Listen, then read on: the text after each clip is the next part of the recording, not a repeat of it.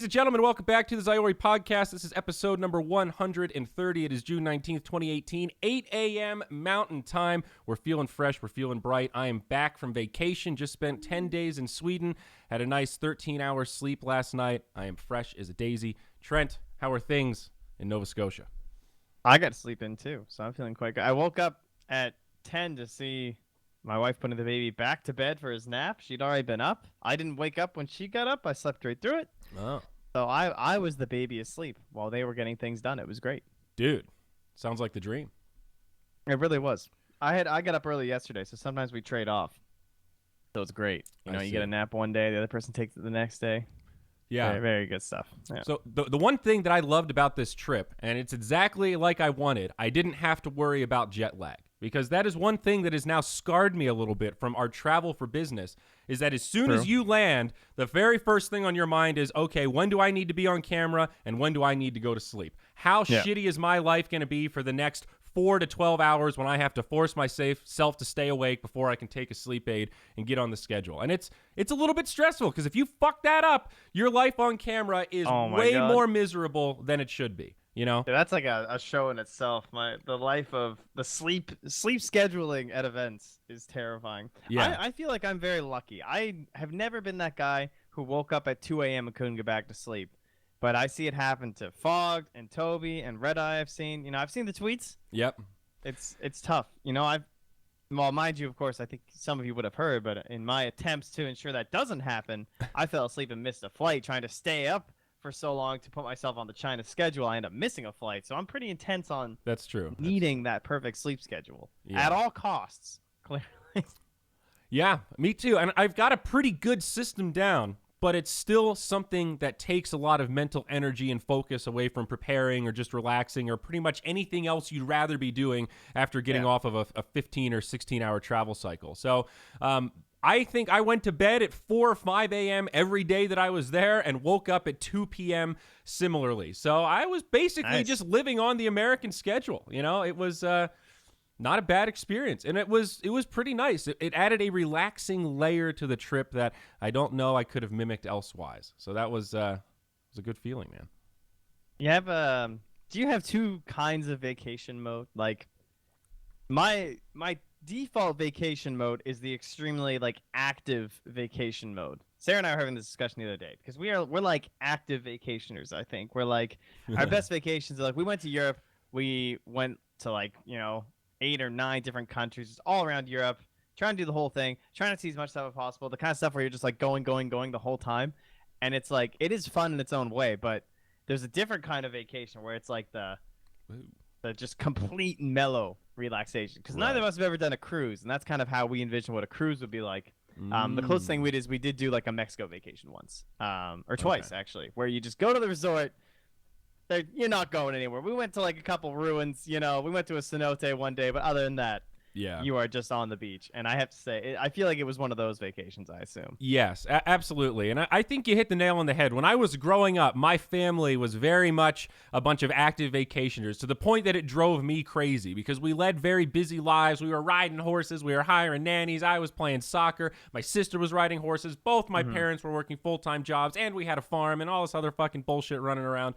Vacation, why not check out and just sit on the beach and read a little bit? And our vacations were okay, we're going to Epcot tomorrow, we're going to Magic Kingdom the next day, then we're going to MGM after that, and then we're going to Kennedy Space Center right away. You got to get up at 8 a.m. If you don't have breakfast, you're going to be grumpy, and it's just fuck, this is work. This is the water and carrots in the cooler in the van driving to someplace. We're not stopping for lunch. Exactly. It's fucking turn it off, Dad. Put it in the parking lot. We need to pull back a little bit. This one was the opposite of that. And as I've gotten older, I've come to appreciate the true relaxing vacation. And that was exactly why I booked this trip, because I haven't had one of those in quite a while. I mean, and I've sort of been planning on it for a while. A year and a half ago, I said, I want to come to Halifax. I'm going to come visit. That would have been sort of a 50-50, right? A half relax, a half active, see some things. But that didn't happen. Every time I go home, it's for a wedding or some other kind of, really active event. It's it's a good thing to check out every so often. I was talking to Jenkins about it, and he said, man, it sounds like that's really healthy to do every so often. Just kind of unplug and just literally not have a plan so you can do whatever the fuck you want. You know, you want to go order a pizza for lunch? I can get a pizza for lunch, man. I got shrimp on my goddamn pizza. That's how weird it got over there. I've had pickles on pizza in Europe. They're crazy. You know, they'll do anything over there. Yeah. So I think I just realized the MooBot is playing ads because of Captain's Draft reruns. Oh, no. One just happened, though, so it's not going to happen again for an hour, and I also have no idea how to turn it off. That's above my pay grade. All right, perfect. So, condolences. Sorry about that, live viewers, but hey, all you podcast listeners out there, don't worry, because it does not affect you. But yeah, it was a great trip. I really didn't do a hell of a lot. The main highlight was the tour of the Spotify HQ. It was absolutely mind-blowingly impressive. You know, I expected it to be cool. Spotify is a huge international company. That headquarters has like somewhere between 1,000 or 2,000 employees or something. So it's pretty massive. I learned while I was there that some like 50% of the people that work in their headquarters, international, not even from Sweden. Can you believe that? I guess that makes sense.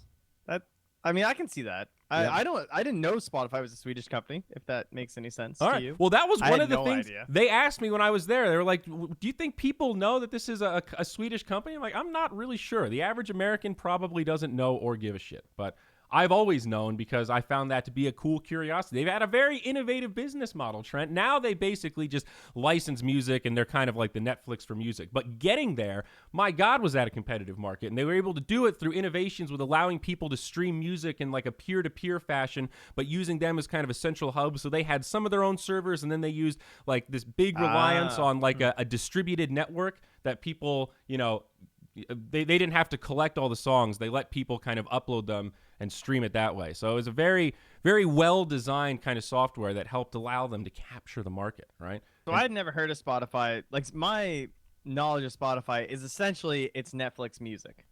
That's pretty much when I came into Spotify. To me, Spotify existed after Netflix in my life. I know it didn't, but... Yeah. So what was it before what it is today? You're saying it was like a peer-to-peer sort of thing where like they basically... That's what's so genius about it. From a front-end perspective, sure, it's evolved a lot, but it was basically always the same thing. But on the back end, until now, to my knowledge, there wasn't really any other service that did a combination of that peer-to-peer and localized servers. You know, like Napster was all peer-to-peer and completely illegal. Then they went completely mainstream where it's like, hey, you pay a subscription, you just get the music from all of our servers and you can download it or whatever, but as soon as your subscription's done, you lose access to all of it. And I think Napster in some ways was just ahead of its time, and it was such a polarizing change from where it started that the fans were just not ready for that shit. But then once Apple came along with these 99-cent songs and shit, you get to this point where you're like, you know, a subscription kind of sounds pretty good. You go through computers way faster than you used to. You're formatting hard drives every couple of years, and you're like, you know, this giant 30-gig catalog of music is sort of a pain in the ass to deal with. And then you realize that all of your music is stored in MP3s, and it's one of the worst file formats in the history of fucking music compression because it degrades over time. So if you actually keep those files and you transfer it from hard drive to hard drive to hard drive to hard drive, they'll start to sound shittier and lose quality. They're not a good format. I don't know who decided that was going to be the mainstream thing, but now I can pay $11 a month for Spotify, listen to stuff in like 320 hertz, the Ultra HD. It's all stereo and shit. It sounds awesome. They have basically every song you can imagine, except they didn't have Taylor Swift for a while. They don't have a couple of Jay-Z songs. That's about all I can think of. Tough, yeah. I mean, the only competition now that I really think of is like Tidal, I guess, is trying to like buy into that market, right? They're like starting to get certain artists and stuff, from what I gather. But other than that, there's like I use Amazon Music because it's just free with my Prime and it's pretty good. Oh yeah, I kind of forgot that Amazon had a music equivalent. Huh.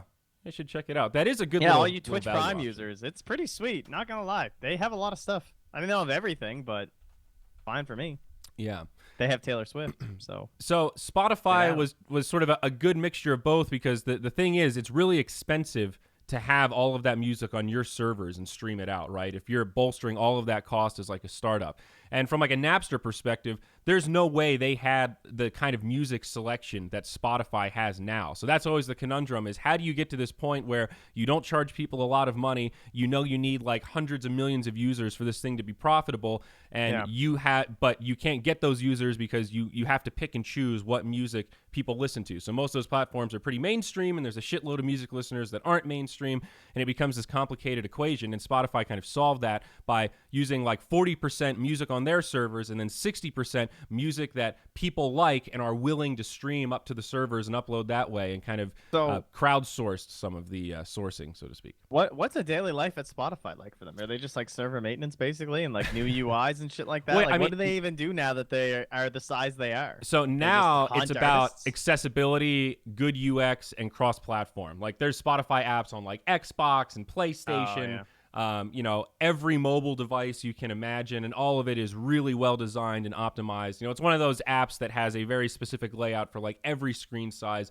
They make enough money that they can kind of afford to hire people for like any role. So the dude that gave us a tour is he was an agile coach, and now he's a product manager for one of the desktop clients.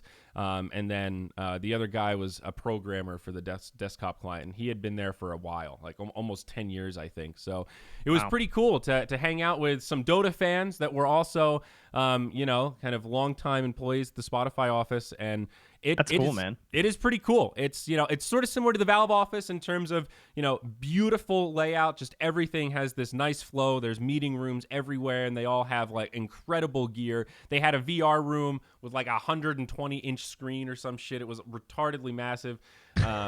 They had all sorts of like games consoles and all that kind of stuff. It had the very normal, like, hey, we're a startup kind of lounge, fridges with drinks everywhere and that kind of stuff. But they had a private concert venue in the office because they have artists come all the time to record stuff or do interviews or do content, or to just come meet and do like, they schmooze them for, licensing agreements and stuff like that. So it's just, it looks kind of like a private comedy club almost, just a little stage, some great big speakers, a whole bunch of screens, and, little tables and chairs. And then they've got a bar behind it and like a coffee kind of cafe station or whatever. So they can turn the whole thing into just a little concert venue for like a VIP experience if they want. And then on top, look at you getting in there, huh? Dude. And then on top of that, right, you go up to the next floor and they've got this area just called Spotify Gaming, where they've got fully branded chairs. They've got it is well researched. They had some sort of SteelSeries mouse I've never used before that just naturally felt pretty good. They've got that fancy Corsair black or brown switch keyboard that everybody likes, 144 hertz, 24-inch monitors. They had the Sennheiser gaming headsets that are, fucking incredible and comfortable. It was 10 out of 10. What's the setup like? Is it boot camp worthy for teams? I think it could be. And it's separated into two sides. Man. It's like 20 PCs on one side, 20 PCs on the other, and then they have a bloody casting station in the middle. What? I'm not even joking, dude. There's just a spot that they built in that's in the middle. It's just 3 computers, and they're like, yeah, this is just like the casting station, just in case we're ever doing something and somebody wanted to, broadcast some games. I'm like, what the fuck, dude? This is incredible. Absolutely incredible. I think we need a little Spotify event. I know, dude. Valve employees versus Spotify employees. We'll do a best of 3. It'll be first in Seattle, and then we'll go over to Sweden, and then best of the third game is, I don't know, we'll flip a coin. Now you're really talking. I mean, that could be something. But it was really impressive. Honestly, it was one of the nicest LAN cafes I've ever seen. And, it was just a little side project for them. And they basically just use it for employees to play games. A lot of Fortnite was there. They've also got every computer has a Steam account that you can log into that has games preloaded on it. Wow. Pretty neat. So we played some 5-stack Dota. It was pretty fun. We went 3-2. It was all right. Not bad. It was okay. Won 3 in a row and then lost 2 in a row to end it, Definitely had a couple of beers, so I think those last 2 games were probably slightly inebriated, but the steady decline. Perfect. Yep, absolutely. We definitely passed Ballmer's peak, that's for sure. But no, it really was incredible. It lived up to the expectations, and I'm glad that I was able to pop in and finally get a tour. I met that guy at the Frankfurt Major like 2 years ago, or was that 3 years ago now? No, 2 years ago, I guess. 2. Like that was like the first major, right? Yeah. That long ago. And there's a picture of me somewhere on social media with Gary B and Knoxville, and we're like completely hammered, and I look like I'm about to pass out. And we were at the Australian bar in some place in the middle of Frankfurt. We took a train to get there, and we drank so much beer. It was unreal. I ate the schnitzel, and then we were playing card games and stuff. And we went outside to smoke a cigarette, and this guy just came over to us and was like, "Hey, oh, you're those casters." I was like, "Yeah." He's like, "I work for Spotify." I was like, "No fucking way, man." And I started hugging him and shit, and he gave me his business card. And I tweeted at him I like, started hugging him and shit. yeah, I started tweeting at him like a year after that. I was like, "Hey, dude, I'm in Sweden. I don't think I'm going to have time to come visit, but I'm thinking about you." And he said, "Cool, yeah, let me know anytime you want to get a tour." So I finally took him up on that like another year later. And I'm glad I saved that business card, dude. Yeah, that's pretty cool. He hooked you up. Networking. Yeah, exactly. Right. The Frankfurt Major. Hey, it all led to this. You see, it was part of the long-term plan for Moonduck that I saw way back at the Frankfurt Major. Yeah. So smart. Yeah, although it was a little awkward. When I showed up, I went for the handshake, and he went for the hug right away. So I switched it to too professional. Yeah. I fucked up. So anyway, that was by far the highlight. Outside of that, I pretty much just ate pizza, laid around, and watched Orange is the New Black, and swam, watched World Cup. Yeah, it was hot, eh? You also had the heat wave. Yeah, it's actually unreal. Yeah. They said that this is like the hottest consecutive heat wave that they've had in decades over there. It's one of the hottest summers. It was sort of unreal. It was like in the 90s, I think, every day. And they said what was crazy about it is they will have warm days like that in the summer, but it's usually a lot of cloud cover, and it usually rains a fair amount. They said last summer that they had no more than 2 consecutive days of sunshine. And outside of that, at least every other day, it was so cloudy that it's like cold outside. You're not, enjoying time by the pool. So this was, incredible, like not once in a lifetime, but thrice in a lifetime type Swedish summers. So I picked a good time to go. Unfortunately, I didn't get to watch too much of the World Cup finals. I watched the first half, but then we had to play in the Staff Cup. Great scheduling there. Join Dota and Liquipedia or Liquid whatever. Jesus Christ. I guess nerds don't care about World Cup, but fuck, the finals? Like the finals? What, you gonna do the Staff Cup during the Super Bowl next year? Come on, dog. What are we doing here? I was just surprised it was the Europeans scheduling it that managed to do it during World Cup. Like exactly. I could understand if it was North Americans, and like that's an oversight. But that was pretty funny. Yeah, our Staff Cup adventures didn't go too well, guys. It's okay though. We'll get them next year. I have faith. So I'm not gonna lie. Best of threes. The Staff Cup though, Trent. I had a revelation, and you're actually going to appreciate this. I think I'm ready to invest in a 144 hertz monitor. I think I actually feel the difference now because, so this is what happened, right? We play at the Spotify office. I sat down. I didn't do anything. Like I didn't have to tweak any settings. I changed the mouse sensitivity like 10%, and then I was good to go. Just had to do my Dota hotkeys, and that's it. Like didn't have to adjust the monitor. It just felt like perfect Dota. Buttery smooth. I'm controlling my character. Like I don't need to warm up and get used to the setup. I go back to my friend's house. I was playing on his sister's computer from high school, and his dad had upgraded it a little bit, but it had like a Quattro 750X graphics card. All right, let's just say I'm not getting 60 FPS on low in Dota, so it was not amazing. I was kind of watching 2D Dota a little bit, and you get used to it. I before we played, I was slaying bots a little bit so I could get used to the setup, but it just felt shitty, and like I felt like I needed to try harder to get the same result of performance in the game. Whereas when you're on a really good rig, it just there's no effort. You're just 100% focused on the game. And I mean, think about that time when no one came storming out of the player room, screaming about how he was dropping to 60 frames per second. And he couldn't use his OD hero properly. That's true. He was very upset. I mean, they have expectations for a reason. Yeah. Yeah. I mean, I didn't see it before. And I like that drastically because the computers we have here in the studio are pretty good. They're 60 hertz monitors, but once if that's all you ever look at, it seems very smooth. But I can really see it now, and I think I'm ready to grow up. I'm ready to put on my big boy pants and become a 144 elitist, dude. Do you want to do it together? Do you want me to buy you one? Early Christmas present? Yeah, I'll be getting one for sure. Don't worry. Yeah, you're going in there? It's time to upgrade. Yeah. I haven't upgraded since I started casting like 3 years ago or whatever. or like starting to even like think about casting is when I basically got this computer. So Yeah. I haven't upgraded a thing since. It's time. Yeah. Well, we have I bought a bunch of shit for like Midas mode and stuff. So we have some nice monitors. A lot of them aren't 140. You don't need 144 hertz monitors for production, folks. I'm not going to lie. It doesn't really make, you want one for a preview monitor, but really pixel space and resolution is a much more significant factor because you have more canvas to work with and whatnot. You just need number of screens. That's really what it comes down to. But it is time. I'm ready. That's my favorite part about upgrading now is that when I get this 144, that'll be my main monitor, and now I'll have 3 monitors. Wow! I'll need 1 more monitor to go. Oh my god! Have you watched Orange Is the New Black? No. It's not that great. It's I've heard it was bad, so I just never watched it. It's like a better Nurse Jackie. The characters are a little lame. There are some very predictable, just like tropes. It's a prison show. I think prison shows are kind of like zombies. There's only so much you can do with it. They pretty much always have the same sort of twists and story arcs. And wowzers, they planted a knife under her bed. Oh man! But, yeah. There's a new season coming out, and it's a good bingey show. I was watching it on the airplane and stuff.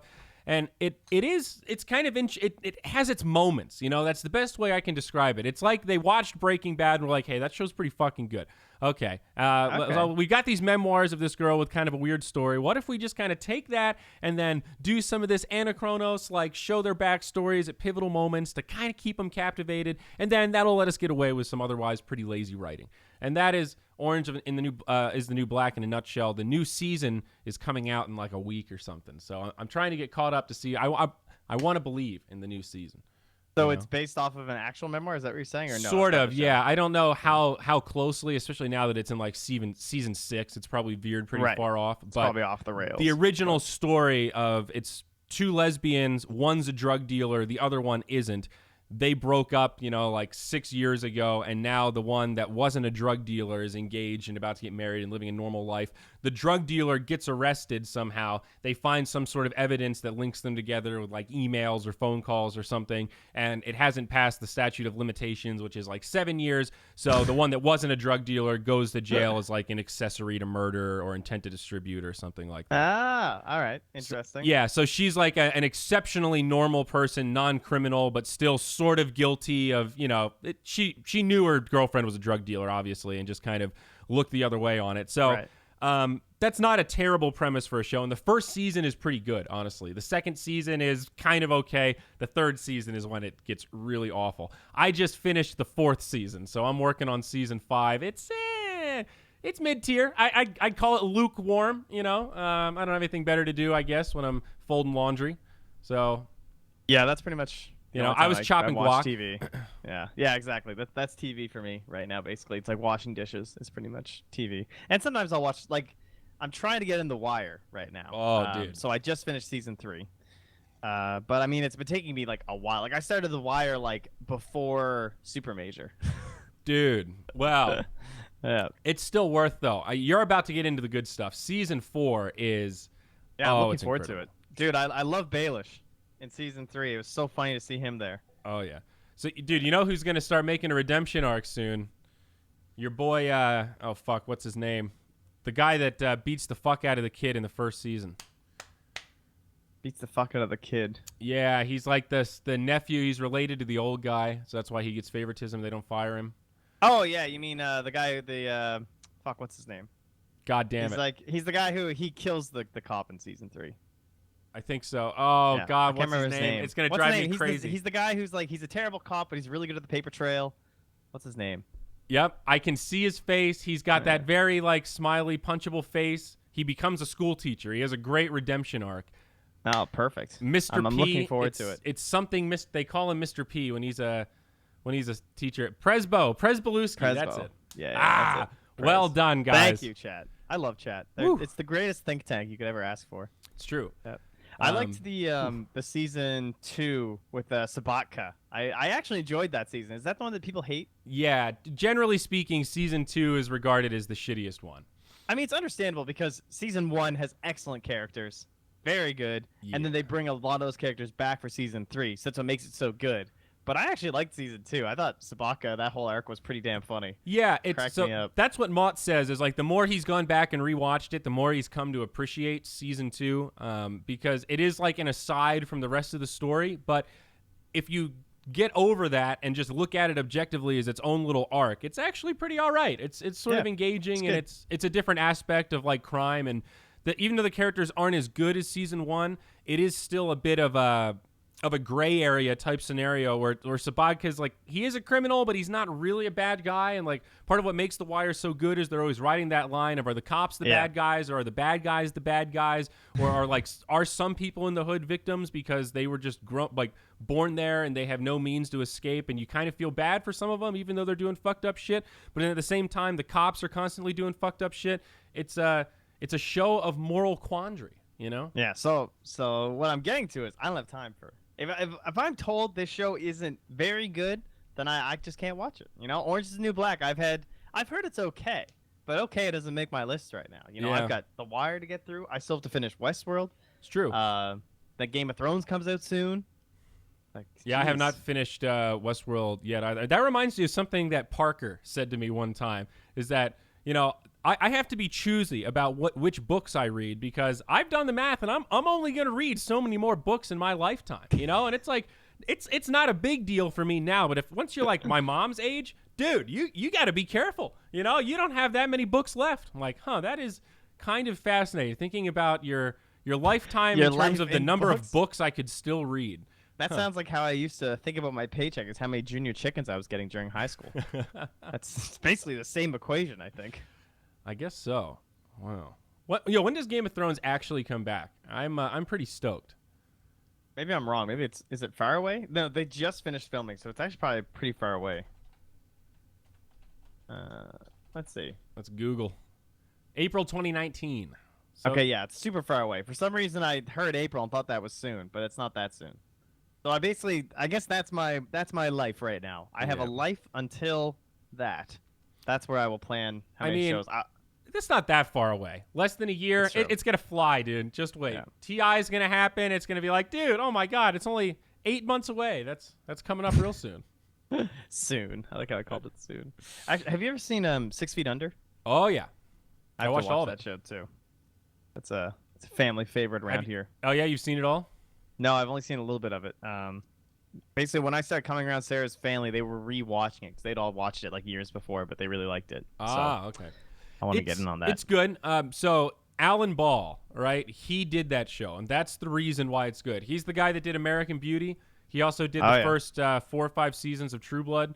But Alan Ball is incredible, and he has a very, very specific style that he likes to do with dead people, that like characters that are dead, but other characters kind of like talking to the dead people. And it's not like mythical. It's just sort of like a way of expressing that person's relationship with characters that have passed away. And it's a really kind of a cool way to do it. And I think that's part of what makes 6 Feet Under so good. It's very dark, though. I mean, it's a show about death. They run a funeral home. Every episode starts with somebody dying, and then that's like the character that gets buried or whatever. So it's a bit dark. The main character is the guy that plays Dexter. I don't know what his name is. Yeah. David something or other. Or his name's David in 6 Feet Under. I don't like Dexter at all. Even like the early Michael stuff. Something, I think, isn't it? I'm out on Dexter, huh? Michael something? I don't know. Yeah, something like that. But he's a gay man that's in the closet for most of 6 Feet Under. Yeah. So for when that show is it a 90s show or is it early 2000s? It's relatively old. So when that show was made, it really was. It's a good kind of timepiece for social commentary on gay Americans, and now it's relatively easy to come out of the closet compared to like 20 years ago when that show was made. So it's if you're into gay stuff, you might like it. There's a lot of the gay in that one, but it's good. I really like it. I would put it in my top 10 for like TV series. I have done The Sopranos. Don't worry, people. Also excellent. I really enjoyed The Sopranos. It was not what I was expecting, but I enjoyed it. For some reason, for how popular, I'm surprised at how popular it is, I will say, because it is a lot of drama and a lot of dialogue and not a lot of there's not a lot of action as we know it today. Like, you think about Breaking Bad, there's a lot of action in Breaking Bad, even though it's very similar to The Sopranos, I would say, in terms of just oh my God, this guy's dead, or oh, I didn't see that coming, that kind of stuff. But there's more action in Breaking Bad than The Sopranos. The Sopranos, there's it's like nothing. I mean, The Sopranos is really more about character development. Yeah, exactly. Yeah, it's good. It's a character piece. It's good. I always think about that bit that Jay Leno used to do about how like he's like super Italian, so other Italians ask him stuff that only other Italians would say to each other. One time he was in an airport, and this group said, "Hey, can you believe what they did with Tony and The Sopranos?" And he started saying that same thing about, "Yeah, well, it's really a character piece, and it's about the other side of it." He goes, "No, not that shit. The fact that he went to a shrink. Can you fucking believe that they would say he went to a shrink?" And it's like that idea of, a mobster would never do that, and like just how strongly that culture feels about not being a bitch. It's I don't know. That's well, I mean, they do make the Ferrari, so. Yeah, they have some issues, some self-image issues. You gotta compensate there, so you can't be going to the shrink. Yeah. But no, Sopranos is also quite solid. This is the most classic podcast ever. I was not even thinking about TV today, and somehow we wound up here. I know, dude. Did you have a list of topics? I think you said you did. No, that you wanted to get through, or am I wrong? I thought I heard you say something. I might have said that, but if I did, I was completely joking. I have absolutely no list of topics. I'm back from vacation. I worked for like 5 hours yesterday and then just passed out hard, and here we are. You have a Vandalay t-shirt on? Yeah, I do. Oh, I didn't have the camera going. Damn, that is a dank t-shirt. Vandalay Industries. I pulled this one out of the grave. I was digging through clothes because I haven't done laundry in like 3 weeks, and I found this guy at the bottom of the pile and thought I'd dust him off. You've been speaking of TV. Oh my God, we're just right back to it. You've been on the Seinfeld kick lately. I gotta get back on there. I forgot to. I didn't watch any Seinfeld while I was in Sweden, so mistakes. I don't know. I need to get back on. I'm sure Carlo was binging though, because Mott's also been gone. He's at home right now, so Carlo had the whole place to himself. Right. It's been quite the exciting affair around here, Trent. Selling multifocus like a motherfucker. Can we talk about adrenaLAN? What do you think? Sure. Yeah. Laying on them. All right, guys. Here's an announcement. That's pretty cool. So there is an event coming up in Toronto. Yo. I actually what venue is it in? It's presented by Bell, so it's got to be somewhere around a Bell area, right?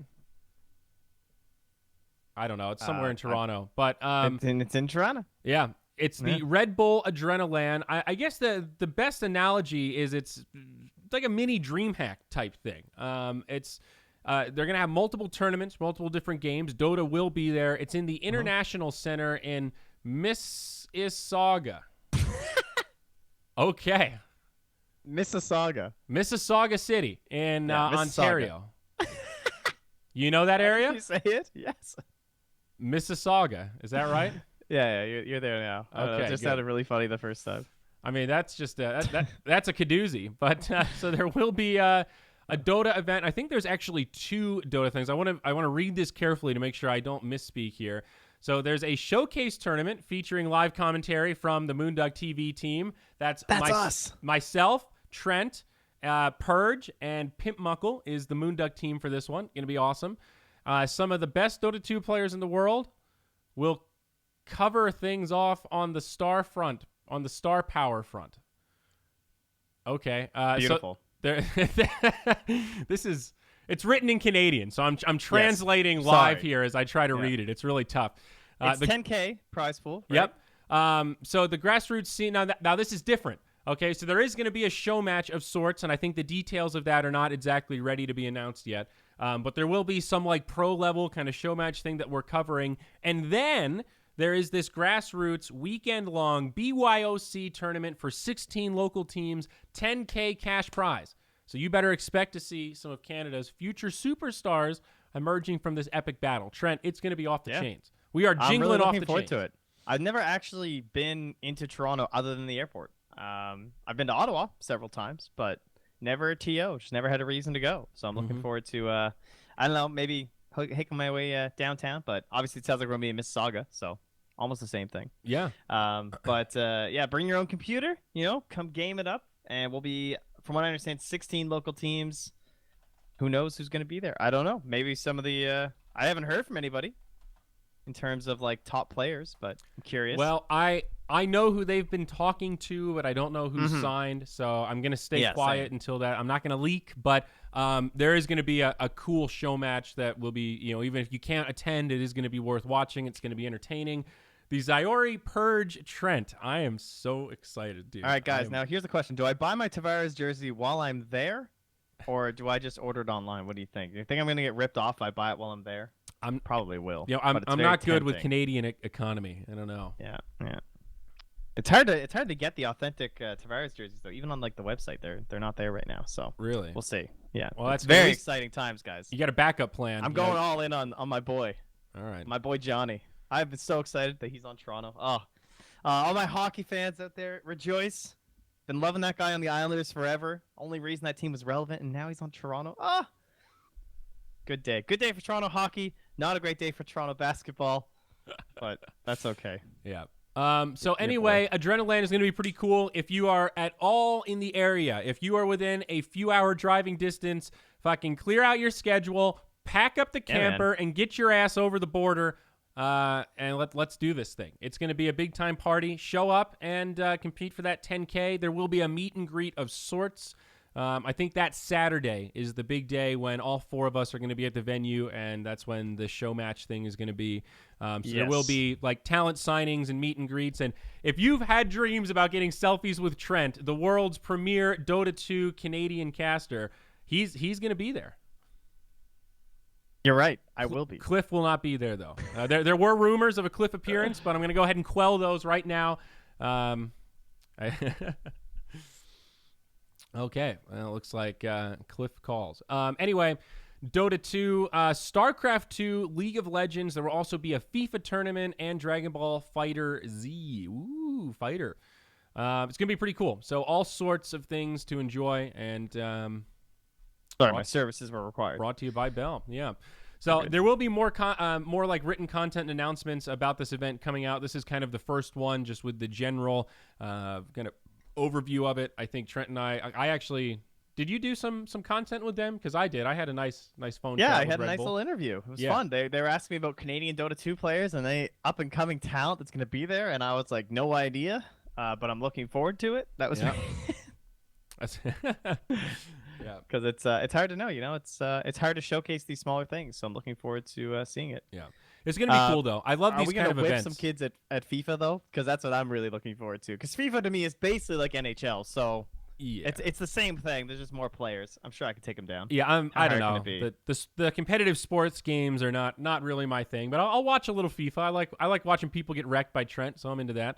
Got him. But these events are a lot of fun. It's a nice change of pace from the giant, big scale, like super major events are pretty cool, but they have a totally different vibe. And this is going to feel like, do you remember at Northern Arena after the event was done and we were kind of just standing in the hallway and people were coming up to us? It's like that 15 minutes, but for an entire event is kind of what it feels like. You just have like, I want to do some IRL streaming, maybe we need to boot up the MOONDUCK IRL, get the behind the scenes tour. Good idea. Yeah, now we're really thinking, huh? Yeah. We'll have all kinds of stuff for you guys, so looking forward to it. Yeah, gonna be good. And you get to meet Purge. Yeah, he's pretty cool. In terms of other stuff this week, so the other big stuff was there was that whole that post about Valve made it very high on the subreddit. I was pretty surprised. Wait. What was the post about Valve? Let me see here. The idea, it was like the same stuff we were talking about in the Discord about like that guy's Twitter and all the stuff about Valve. Did you read that? I might have missed it, dude. Oh, tisk. I might have. Well, I'll admit I haven't. I read through it, but I'm not so particularly interested in the topic that I'm willing to throw a lot of. Do we have like? I just see a lot of people asking. Do we have like a TLDR? Are you talking about the Jimmy thing? No. That's our other topic here. Here's the Reddit thread. Yeah, shoot me the thread. Yeah, I see it in the Discord. Yeah. You didn't catch. This was so up your alley. I thought you were going to be all on this today. Oh my god, dude! I feel so underprepared. This is what happens when you go on vacation. Can you send it to Mott on Discord? It's all right. We'll save it for next time. All right. Wow. How's that sound? Well, maybe. Can you send the link to Mott though, so I can open it here? Oh, okay. All right. There you go, buddy.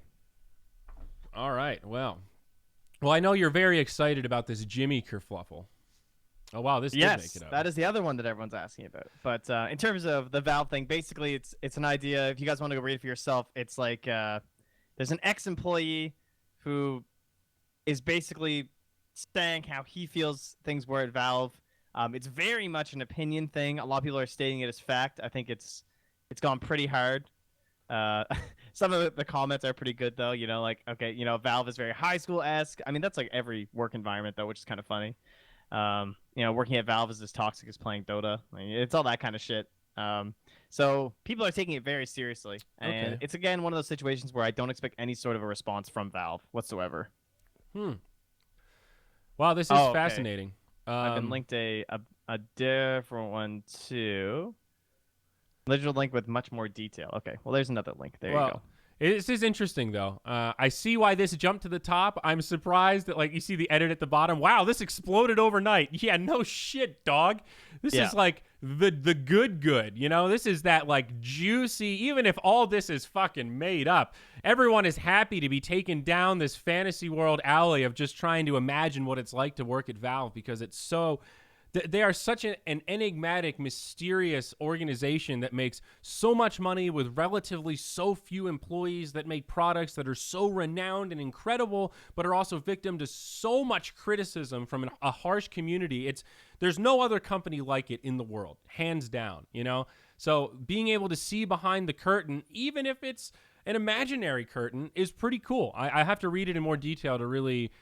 speak specifically, but like you said, it is an opinion piece. I think you have to take it as that. I mean, just glancing over it right now, it's clearly charged, and it's probably more of a vent and just like a hey, I can't take it anymore. I want this out there more so than like we're gonna inspire change. It's just like hey, just so you guys know. This is what's really happening. I could totally, if this is true, I could see somebody getting frustrated and wanting to share this, Yeah, I would use the same lens that I use when I read Reddit. Like, if there was a hate thread about myself, which of course there never would be because I'm so perfect and wonderful, but whenever there's any negative comments about myself, you can't just brush it off completely. Like, there is probably some grains of truth in there. A lot of stuff they say might be total bullshit, but there is probably, a good 10 to 30% of it that is going to be like, okay, yeah, that is actually something I do. Okay. Or like, okay, yeah, they're exaggerating, but I could definitely improve that. I feel like it's one of those kind of lenses. You know what I mean? Yeah. It's probably not actually this bad, but is there probably some of this is true? Like maybe it is very clicky, or maybe it is very, I mean, a lot of jobs are like that. It's very understandable, especially in an area where you're hiring these people that are like kind of, you have to be sort of top of your field just to work there. You can see how there would be ego issues and stuff like that. Yeah, I would just, I wouldn't go taking this all 100% if I was a general public or myself, Pretty fascinating though. Yeah. Wow. It's pretty crazy. It's a lot of ranting. Yeah, it's strikingly long. It really is. I see why people are going ham on that. But, it's like most things of this nature. I don't really have a huge amount to add to it. I think it's already pretty epic on its own standing.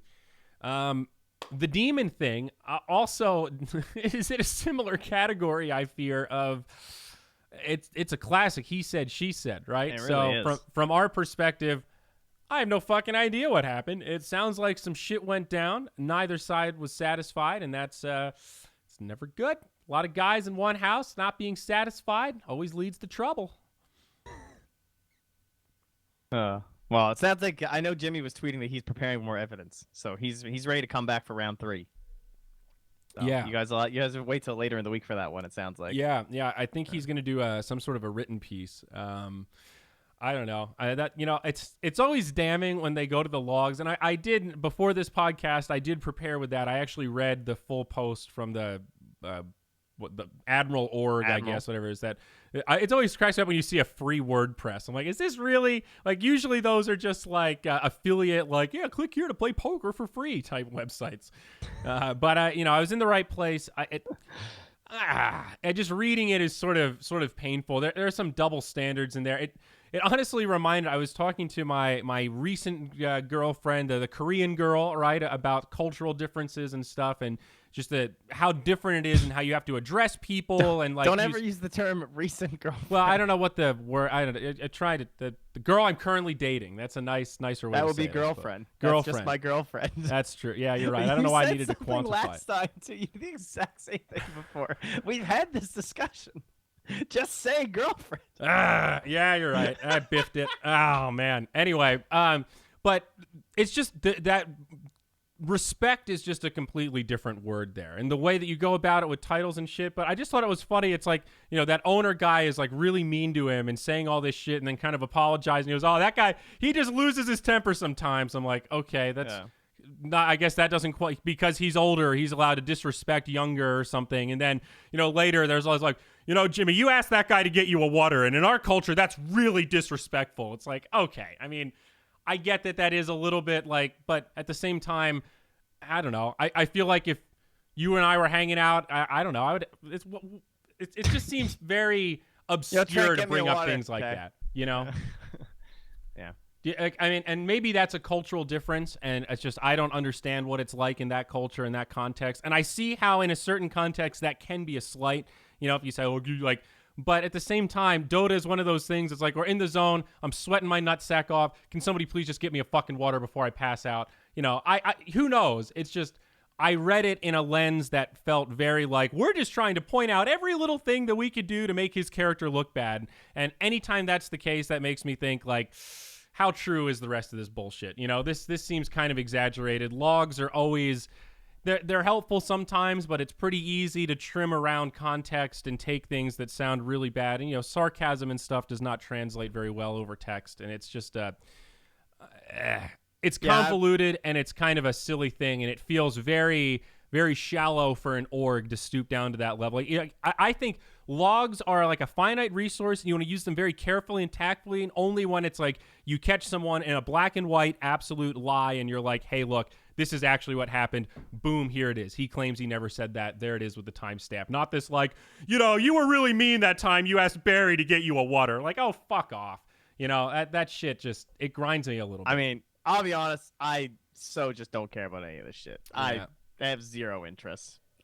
This is for you guys all asking. I don't give a fuck. So if there's another follow-up from Jimmy, unless it's like, yeah, they murdered my dog, I'm not going to talk. I don't care. No, I'm with you. That's sort of how I feel about it. I overall, it's shitty. It's a little bit of it's an Andy Milonakis, it's a mudslinger.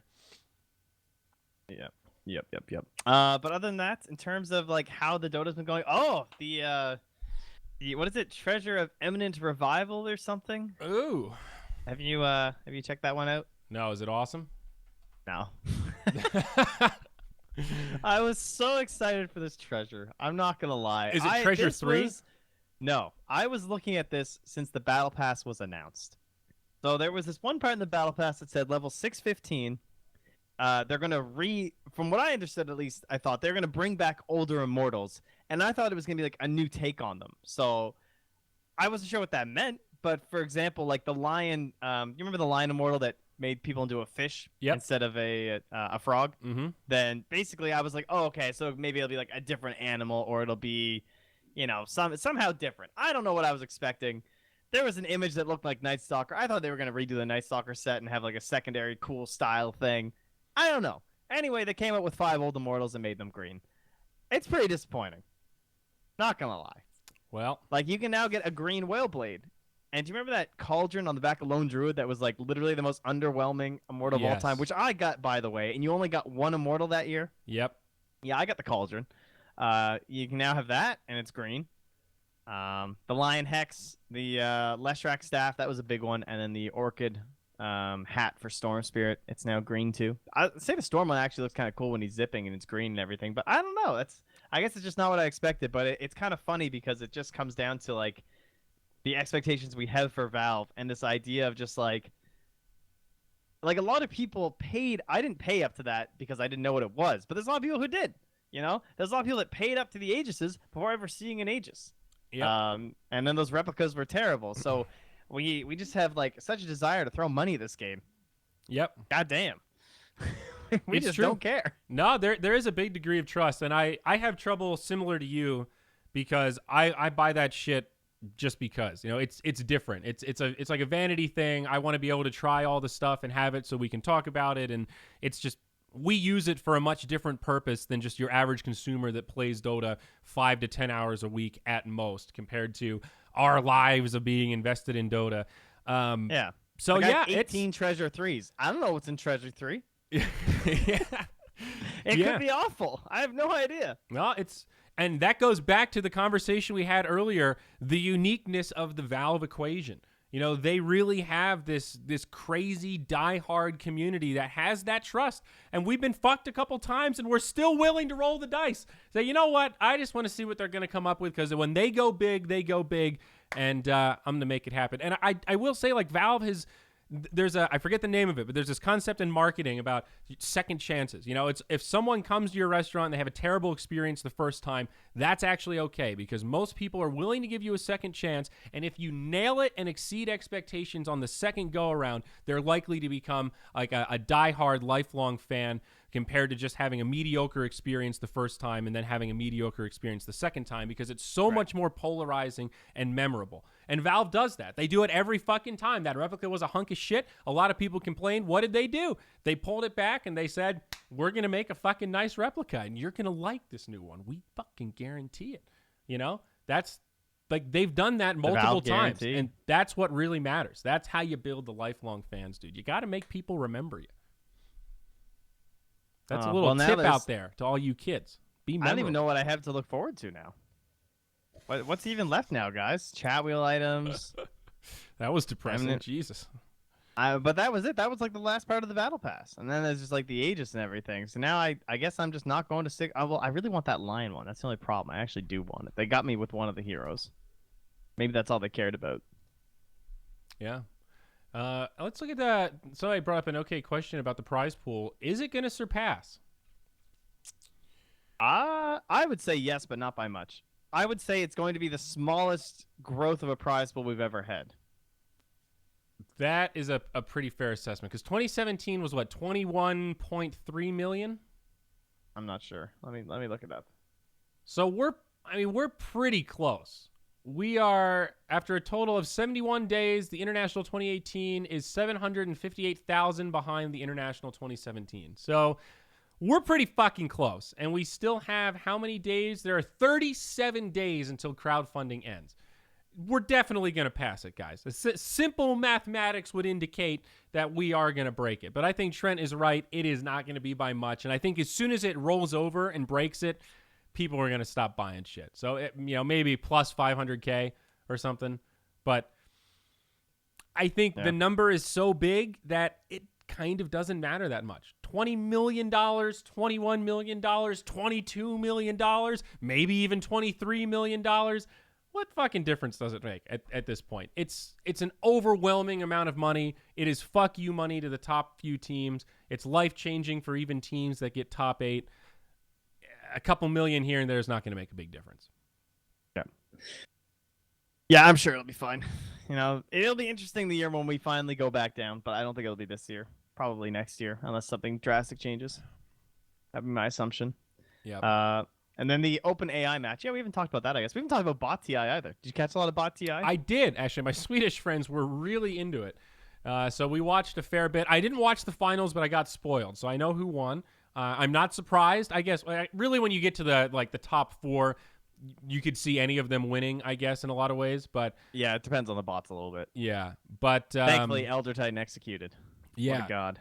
He did. E.T. God. He's pretty fucking good in those kind of situations, that's for sure.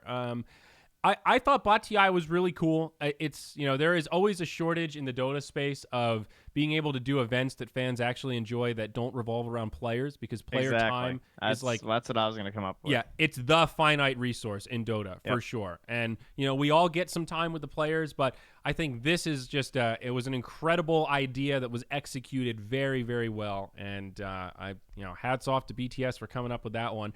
I do wish the bots were just a little bit more consistent, because I think if the bots actually were consistent, it would have been equally as cool. And I think after watching like 10 hours of it, the charm of like, oh man, Sven didn't cast any spells, that wore off for me after a while, where it's like, I want to see what happens if they both play like somewhat optimally and attack each other. Cause this is pretty, like, we were betting on which ones would win. And there are a couple times like I won bets and it's like, well, I only won because he literally didn't do anything. They just stood there. So cool. All right. Wait, you guys want to flip coins later for $100 bills? That sounds fun.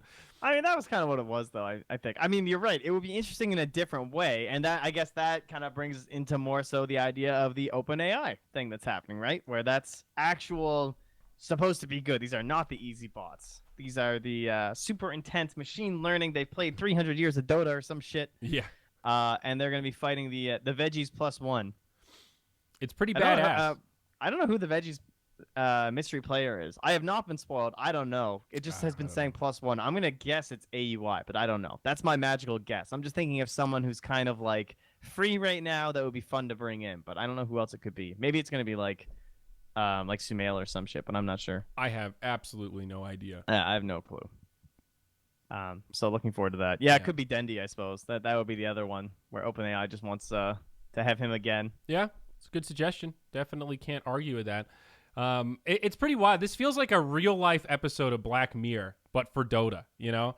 It's just like that White Christmas one where they, torture people with the amount of time they sit in there because they can accelerate it and stuff. This is like the bots, man. They're just sitting in that world, just playing Dota after Dota after Dota. And God, dude, can you imagine if they win? That would be so. And did I read that announcement right? Like now it's just normal Dota. You can do like wards and Roche and buy. Yeah, but there's only certain heroes and stuff. Okay, so there are still some limitations. Yeah. Okay, but I think it's gotten better. The first like kind of rumor iteration I heard was kind of silly, where they're like, yes, it was so like, yes, it was 5v5 quote Dota, but if you remove enough of the mechanics, it's like, well, okay, this is still not that impressive. But it sounds like this is pretty close to real Dota, even if it's within a smaller hero pool. If they put up a good fight, that'll be pretty impressive. I'm excited to see what happens. Yeah, when I first heard about this a few months ago, when they were planning this specific match, they didn't think that the bots would be ready for Roche, wards, or invisibility. So apparently they've already solved a couple of those now. So that's kind of cool. And those were the big ones. I mean, wards and invisibility, those are pretty big ones. You take out wards, Dota's that's pretty literally different game. One of the players gone, basically, right? Yeah. The support is just useless. Yeah, and it's just like, I mean, you I guess you don't think about Shadowblade as like a super core item in Dota, but, think about smokes. Think about just not being able to buy Silver Edge to counter specific heroes, right? Think about, surely there's other vision things I'm forgetting about. Shadow Amulet. Yeah, I mean, pretty relevant. I wonder if you can play, I don't know is there a list of the heroes? Can anyone link it? Because I was really curious. I feel like 18. if you could play Elder Titan, not only just because he won Bot TI, but I feel like Elder Titan would just destroy bots because I think they'd be so confused by the spirit. They wouldn't know what to do. That's my guess. Yeah. Will not allow illusion items and summons. Is that the only restriction? I guess. I gotta find the thing. I've been trying to find the announcement, but I didn't actually see the official one. Wow. So, last little juicy topic. I just saw this one. I didn't know this happened, but Tralf got banned on one of his accounts, at least. Yeah, the funniest thing was that, well, I guess I can say this. So when we were at the Super Major, it was brought to my attention by one of the Valve employees there that Chappie got banned and no one noticed. There was no Reddit thread. No one noticed at all. You know what I mean? Like, he suddenly stopped showing in pubs, and the top players noticed, but they didn't say anything. And so this whole thread just came up with, like, Trout being banned, and you saw AUI said in the comments, wasn't Chappie banned, like, months ago? Yeah. It's kind of funny how just no one noticed. But he was just gone. Even when he was still playing, like, TI quals and stuff, he was banned from pubs. Yeah. I think you're right about that. I did see that comment when I was scrolling through the thread, so I think you're pretty safe. He was banned, like, from what I heard was that he had the pro player tag, which wasn't allowing him to be banned, and once they removed that, he was gone like the next day. Wow. Once they removed the fact that pro players could not be banned. Yeah, like the safeguard. He was just gone the next day. So. Wow. Yeah. Yeah. Man, Gary B in that thread with a little bit of the slam. Finally. Wow. Hey, look at you, Gary B, stepping it up. Yeah, I mean, I'm not good enough to have ever experienced Tralf in a pub. He's way too high rated for me, but wow, I can't say I'm terribly surprised. He's a grumpy fella. Yep. I've heard he said a couple mean things in real life, so I can only imagine what he would say behind a keyboard. I stress don't ball. have any interactions with him. We used to like do casting stuff together / random messages. He's been nice to me. I haven't, so. He's been relatively nice to me the last couple times I saw him in person, but I'll take it with a grain of salt, Oh, thank you. This 2 hours ago. Okay. PC Gamer's now on it too. So they gave them human reactions. Now that's interesting because that was one of the coolest things about Bot TI was some of the things they could do with their just stupid reactions. Mm-hmm. Ah. Okay. Interesting. All Words. All right. Cool. Looking forward to it. And now he does it. We've also increased the hero pool to 18 heroes. All right. I think many that's... commenters thought these improvements would take another year. And I think that's okay. I think a pool of 18 heroes, I would still be equally impressed if they can play relatively normal Dota within that sphere of heroes. So no Divine Rapier, no Bottle, no Summons or Illusions, 5 invulnerable couriers, no exploiting them by scouting or tanking. So okay, that's interesting. They can't handle couriers. You can't use That scan. is weird. But now you can ward, you can roche, and use invisibility. Okay, I mean that's fair-ish. I guess rapiers are sort of a thing that break the game, so I'm kind of okay with that. No Bottle seems okay. Yeah, that sucks though. Bottle's kind of relevant. So the carries are like Gyro, Slark, Sniper. Razor, and I guess you're like Sven. That's it. You have like 3 carries to choose from basically. You got Slark in there, Shadow Fiend, Sniper. Oh, I didn't see Slark. Yeah, and then you got like your mid heroes and stuff. But I just mean like kind of those. I know it's interesting. It's not too bad. I think Axe is probably pretty good in this pool. If I had to play in this 18 hero Dota pool, I would be itching to pick the Axe. I think Necrophos is also surprisingly good in this pool. Oh, good It's stuff. Good stuff. Interesting that Ricky is in there. Of all the heroes, I would think like that permanent invisibility would be pretty annoying for the bots. I would definitely pick Ricky if I was them. I would use it as like a support and see if I could just drain their resources.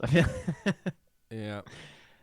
Geez, I wonder what you can do. I feel like Tidehunter would get shit on by the bots because of like Ravage just being blocked by BKB. I feel like they'd react too fast. Axe seems pretty good. Yeah, I think Axe is very solid. I wonder if they probably get some strats ready to go here. I think I would probably want to take Earthshaker because I new environment sounds like something that bots wouldn't handle that well, and also like the Fisher. Yeah. I would not want a bot to be able to chain Earthshaker. Like that's a really annoying hero if you can hit all the timings right. I would not want to play against a bot Earthshaker. Fuck that. Let the bots play Viper. You know what I mean? Oh yeah. I wonder how the pool works and stuff, like what they play and stuff. So like how they draft. curious. Yeah. Yeah. It's definitely intriguing. I think this is close enough to real Dota that I am very interested to see how it's going to go and what kind of movements they're going to make and what the bots determine is the most optimal way to play Dota and stuff like that. It'll be fascinating no matter what happens. I can say that for sure. Yeah. All right, man. Well, I think about time we close the book on this Bad Daddy. Any other juicy dramas we got to talk about, man? This was a drama fill. This thing was dripping with juice. TV and drama. We're a reality TV podcast. That's true. Perfect. Yeah, you heard it here first. So yeah, adrenaLAN is the next big thing we've got on the docket. Feeling pumped for that, and then after that, we're looking towards TI, baby. TI. The International, first one in Canada. Remember, folks, you can join the Zyori Discord. That link's been spamming in the chat. But, we talk about stuff. I talk about stuff related to the podcast and otherwise. We've got this on the Moonduck YouTube and Zyori.tv for the audio-only files and to see pictures of Trent's beautiful face. Yes. We'll see you next time, boys and girls. Whoa. Where are we sending these people? OD Pixel's streaming. All right. The lad. Send Good him to old OD caster boy. Pixel. Yeah. Let's see what I saw him playing with Bulldog the other day. He's been upping his ante in the pubs. We'll see you guys next time.